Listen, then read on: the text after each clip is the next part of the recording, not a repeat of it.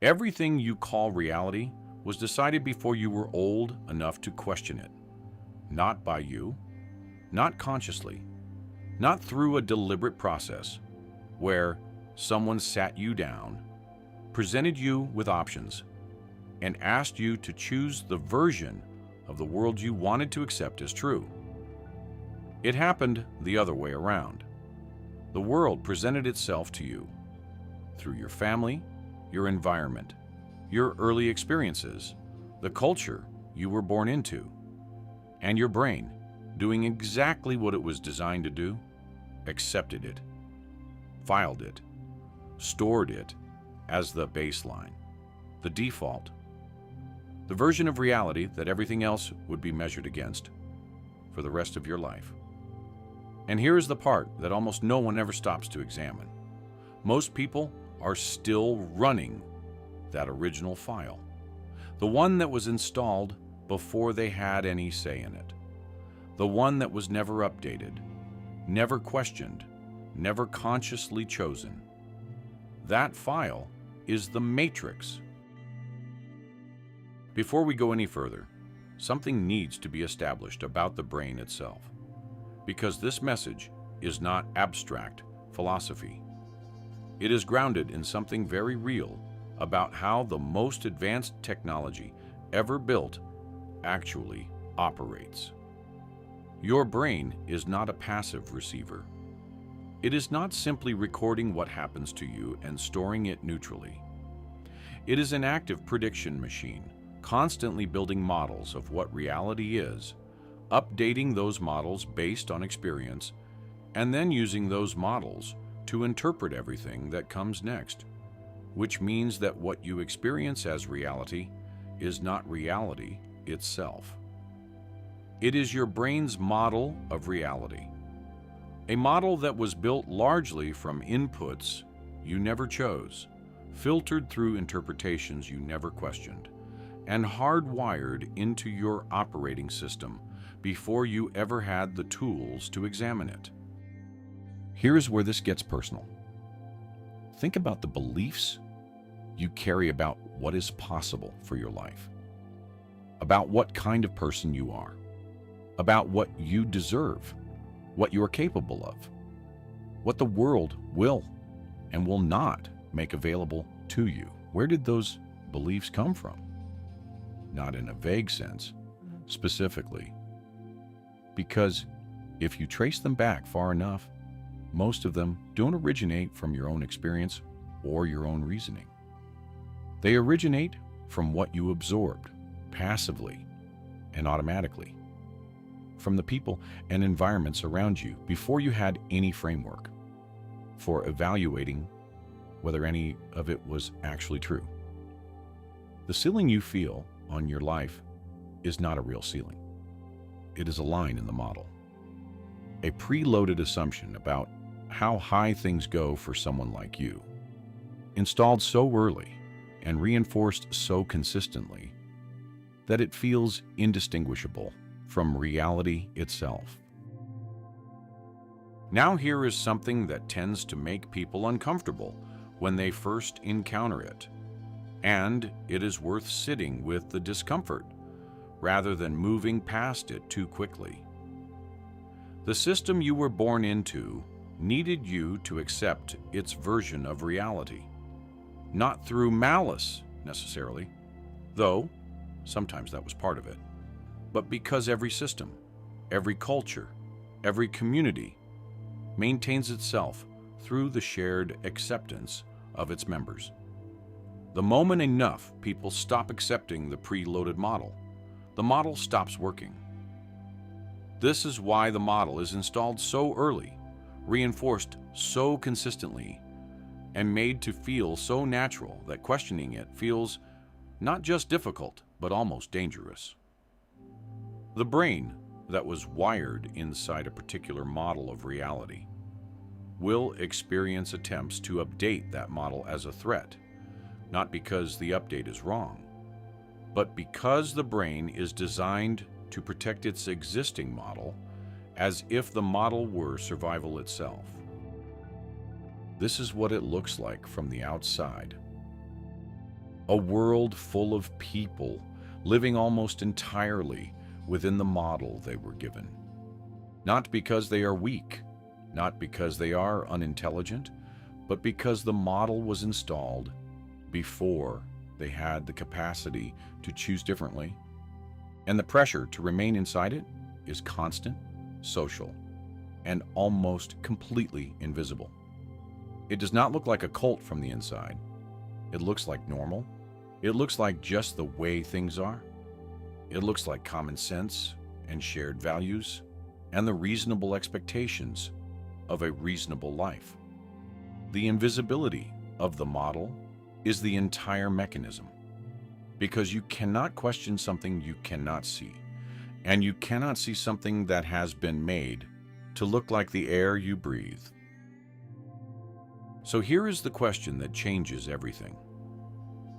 What if the version of reality your brain preloaded was never the only version available?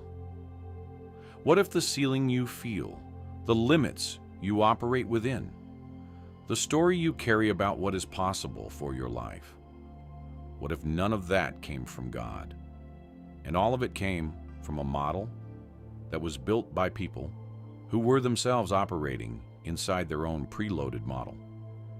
Because here is what God's version of your capacity actually looks like. It does not have the ceiling. It does not have the inherited limitation. It does not carry the assumption that what was true for the people who raised you, or the culture that shaped you, or the circumstances you were born into defines the outer boundary of what your life can become.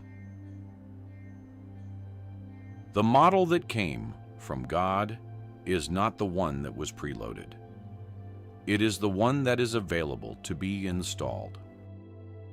Now here is where this becomes not just philosophical, but practically urgent. The brain is not fixed. This is one of the most important things neuroscience has confirmed in the last several decades. The brain retains the ability to form new pathways, to update its models, to rewrite the operating system it has been running on throughout the entire course of a human life. The preloaded model is not permanent. It is not sealed. It is not the final word on what your brain accepts as real, possible, or available to you.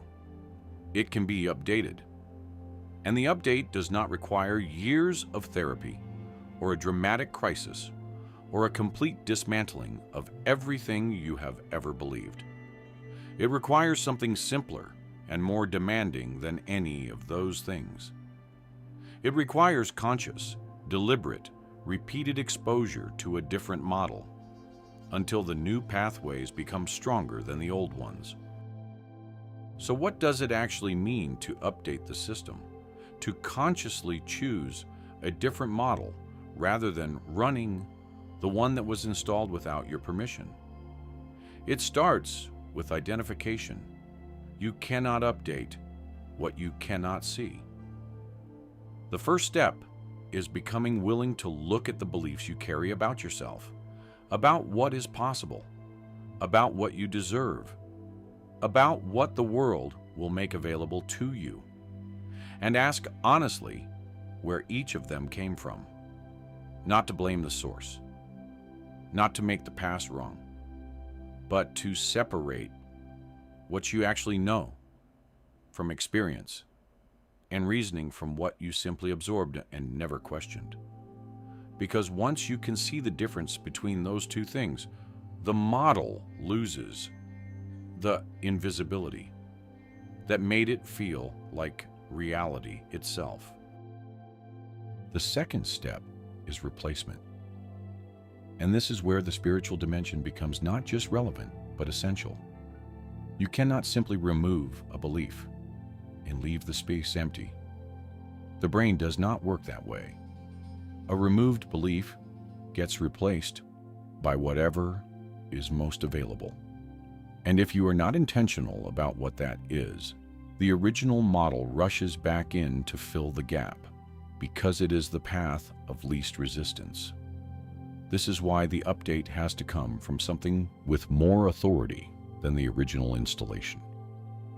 Something that speaks to the deepest level of who you are, not just the intellectual level where you can agree with an idea, but the level where your brain actually accepts something as real, as foundational, as the new baseline from which everything else is measured. That is where God's Word operates, not as information to be processed, but as an update to be installed at the level where the original model lives. The third step is repetition. And this is the one most people skip because it feels slow. And the brain that is still running the old model will resist it at every turn. New neural pathways are not formed by a single decision. They are formed by consistent, repeated exposure to a different way of thinking, seeing, and interpreting experience, until the new pathway becomes the default, and the old one begins to fade from disuse. This is why the people who successfully update their operating system are not the ones who had the biggest revelation. They are the ones who kept returning to the new model day after day, even when the old one was louder, even when the preloaded version of reality felt more true than the one they were choosing to build. Repetition is not weakness. Repetition is how the brain rewires itself. Now, here is something important to acknowledge about the people around you, because this process does not happen in isolation, and the social dimension of it is real and worth naming directly. When you begin to update your operating system, when you start questioning the preloaded model and choosing a different one, the people who are still running the original model will often experience your update as a threat. Not because they wish you harm, but because your changed model implicitly challenges theirs. Your willingness to question what everyone around you accepted without question makes the unquestioned visible in a way that is uncomfortable. This is the moment that feels, as you described it, like leaving a cult. Not a dramatic departure, just a quiet, growing sense that the model everyone around you is running is not the one you are willing to keep running. And the discomfort of that gap is real. But it is not a sign that the update is wrong. So here is the practical reality of where you are right now. If this message is landing the way it was meant to, you're equipped. That is the word that matters most in this moment. Not someday equipped, not almost equipped, not equipped, pending some additional development that still needs to happen. Right now, today, in the life you are currently living, you have access to everything you need to begin running a different operating system. The tools are available. The update is available. The new model is available. What has been missing is not resources or readiness. What has been missing is the clarity to see that the old model was a model at all, and the decision to stop treating it as reality simply because it has been there the longest. You were not built to live inside someone else's model of what is possible. You were not designed to spend your life operating within the ceiling that was installed before you were old enough to question it. You were not meant to accept the preloaded version of reality as the final word on who you are, what you can become, or what God has made available to you in this specific life. The most advanced technology ever built is already in your possession. It has been yours from the beginning, and it was never meant to run someone else's software. It was meant to be updated, consciously, deliberately, by you, in partnership with the one who designed it. So begin the update, not tomorrow, not after you have read enough or learned enough or felt ready enough. The brain does not update itself by thinking about updating. It updates itself by being given something new to run repeatedly until the new becomes the default. Start today with the simplest version of this. Take one belief you carry about what is possible for your life and ask, did I choose this or was it installed? And if it was installed, if it came from a model you never agreed to run, give yourself permission to question it. Not to destroy it overnight, but to loosen its grip enough that something new has room to begin forming beside it. That is the beginning of the update. And it changes everything. If this reached you the way it was meant to, write this where you can see it. I am updating the system. Type it in the comments.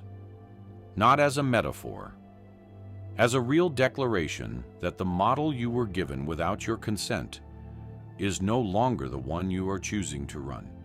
And if you have not already, subscribe, because this story is still being told, one chapter at a time, and you are not meant to miss what comes next. Until the next one, awakened choosers.